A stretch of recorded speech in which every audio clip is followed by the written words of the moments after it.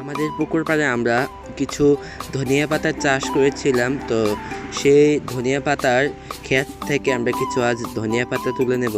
দেখো গাছগুলো কিন্তু অনেক বড় হয়ে গেছে, তাই আমরা বেছে বেছে বড় গাছগুলোই তুলছি, কারণ বড় গাছগুলোর নিচে কিন্তু অনেক ছোট ছোট গাছ আছে, যেগুলো না তুললে বড়গুলো যদি আমরা না নিই তাহলে ছোটগুলো তাড়াতাড়ি বড় হতে পারবে না। তাই আমরা কিছু বড় বড় গাছ তুলে নিচ্ছি।